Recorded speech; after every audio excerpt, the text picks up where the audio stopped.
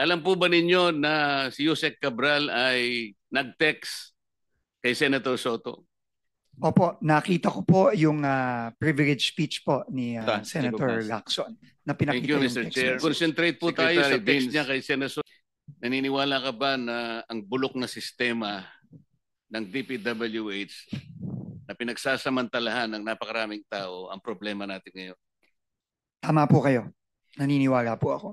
Kahit na magpakulong pa tayo ng napakaraming contractors. Halimbawa, 1,000,000 na contractors at sa mga opisyalis ng DPWH, pag hindi natin nakorek ang sistema, walang mangyayari. Partially agree po, Mr. Chairman, pero tingin ko importante din po na maipakita natin na may mananagot dahil po tingin ko ang isa sa pinakamatibay na deterrent sa nakikita nating nangyari ngayon is matakot po na may consequence po ang mga krimen na ginawa. Kasi po kung wala pong consequence, makikita po natin na ulit-ulit to. Pero tama po kayo. Kaakibat po nito, kailangan po ayusin din po ang sistema para hindi na po maulit ito.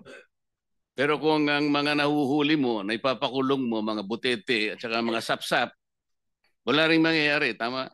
Tama po. Kailangan Tama malalaking isda ang mahuli natin. Tama po, Mr. Chairman.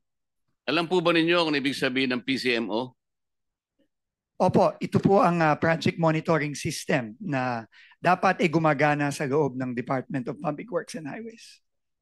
Alam po niyo yung MYPS? Ano yung MYPS? Ito po yung ngayon ko lang po na-encounter. Pasensya na po, Mr. Chairman. Pero sinabi po ng multi-year project programming. Scheduling. Yes. Ito po yung si schedule at pagpaplano ng mga iba't ibang proyekto over a longer period po. Alam po niyo yung Survey 123. Ano yun? Hindi ko alam. Alamin ko po, Mr. Chairman. RBIA. Hindi ko po alam. Alam po ko niyo yung SDM4. Hindi ko din po alam yun. Ang problema po kasi ito yung mga sistemang ginagamit ng mga kawatan sa inyong departamento. Sabi ko nga, kung puro sapsap at mga butete lang ang pakukulong ninyo, walang mangyayari.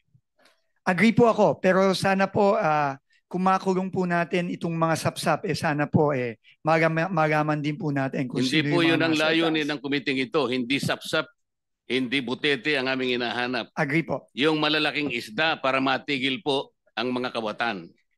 Agree po, Mr. Chairman. Alam po ba ninyo na yung sumbong sa Pangulo ang ginamit na batayan ay yung MYPS? Opo, yun po ang ginamit na batayan. Yun po ang ginamit na batayan, kaya mali po lahat. Pati po ang committee ito ay na-mislead. Alam po nyo kung bakit? Po, Mr. Chairman. Ang MYPS po, ang ginamit dyan, puro initial na coordinates. Sana wag ka nang binubulungan muna niyan para na... Ako po bilang personal kong pangtulong sa committee ito, ako lamang po nakakita na ng halos 14 na discrepancy sa mga coordinates na ibinigay sa sumbong sa Pangulo. Naniniwala po ba kayo? Mamaya bibigyan ko kayo ng kopya at ibibigay ko rin sa komite ang 15 proyekto na mali ang coordinates. Posible po yung sinasabi ninyo, Mr. Chairman, na may maling coordinates. Nakikita na rin po namin yan ngayon sa ongoing investigation namin. Yung sumbong sa Pangulo ay mali at ang nakikita ko po riyan halos 100 o 1,000 proyekto mali ang coordinates. Ibig sabihin, kahit ano pong gawin yung pag-iimbestiga, kapag hindi po ninyo sinolusyonan ito, lalo po kayong malalagay sa misleading situations. Naniniwala po kayo? Naniniwala po ako. Kailangan pong solusyonan ito at ayusin itong mga sistemang ito. Ang PCMA po ang sinasabi nila, geotag at real time. Hindi po totoo yan. Naniniwala po kayo? Opo, Mr. Chairman. Kailangan po ninyong makita yung kabulukan ng sistema. Kaya po kanina nalulungkot ako sapagkat wala dito si Yusek Cabral. Alam po ba ninyo na si Yusek Cabral ay nag-text kay Senator Soto? Opo, nakita ko po yung privilege speech po ni Senator Lacson na pinakita yung text message. Concentrate po tayo sa text niya kay Senator Soto. Yung po'y ginawa niya nung kami po ay ma-proclaim bilang senador. Tinanong po ba niyo siya kung bakit niya ginawa yun? Opo, tinanong ko po siya. In fact, nung una ko pong siyang tinanong, sinabi po niya wala siyang communication kay Senator Soto. Na hindi totoo. Well, clearly po, hindi po totoo dahil lumabas po yung text message at kinonfront ko po siya ulit at nagpaliwanag po siya na sinasabi po niya, siya po daw ay nagtatanong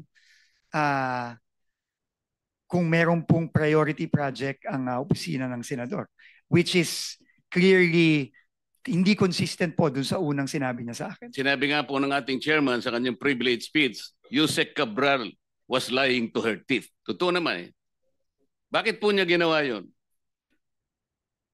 Siguro po, meron po siyang tinatago, Mr. Chairman. Hindi lamang po yun. Nagpresenta siya, gusto niya sigurong masiyahan si Senator Soto sa pag-aakala niya noon, Senator Soto kasi is a contender for Senate President. Tinanong niyo ba siya kung si Senator Soto lang ang tinext niya? Sabi niya, sana makita ko yung priority niyo, 500 million for now. Ibig sabihin, may trans pa yun eh. Alam po ba niyo kung meron pa siyang tinext na ibang senador sa ganun ding pamamaraan?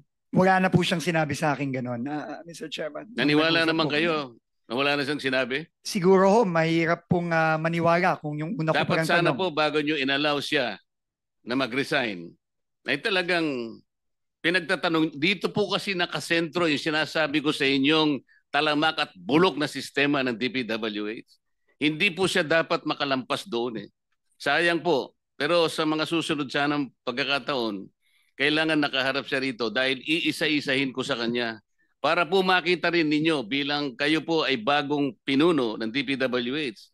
Mamimislead po kayo sa napakaraming pagkakataon. Katulad lang po yung sinasabi ni Senator Amy kanina do sa mga flagship projects, foreign assisted projects. Deliberately po niyang binabawasan yun eh. Nilalagay pa niyo sa convergence. Alam po ba niyo yung mga convergence projects ng DPWH? Opo, Mr. Chairman. Ano-ano po yun? Ito po yung mga proyektong katuwang ng DPWH ang iba't ibang ahensya Katulad po ng ano? Ng tourism, ng DOTR, ng agriculture. Katuparan, DOTR, TRIP, DOT, Roll It, DTI, DTI. TICAS, PNP, DND. Opo. Dito po nalalagay. Ano po ibig sabihin ng SSP? Hindi pa ho ako familiar sa SSP. Di rin kayo familiar sa CSSP? Hindi din po. STO? Hindi po. Yun nga po eh. Kailangan, hindi ko po alam ko naman fast learner kayo, pero kailangan magmadali tayo. Napakarami po nitong sistemang ito, dito po sila nagkakanlong. Hanggat hindi po ito yung binusisi natin at ang gusto po natin, ipahuli natin na lahat ng contractors, ipakulong po natin lahat ng 15 contractors, hindi po natin maayos ito. Hanggat Senator hindi naayos yung kindly sistema. wrap up because you have 5 seconds left.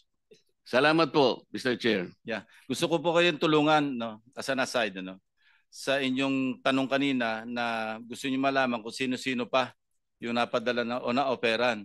Gusto ko pang ilagay sa record, ako po 18 taon naging senador, never po ako na-operan na magsingit sa National Expenditure Program. Taas na po ako dyan na sasabihin ko, wala po ako natatanggap na offer. Ewan ko kung bakit. Ako rin po, bakit hindi po ako nagte-text na gano'n? Nagtataka rin po ako eh. Anyway,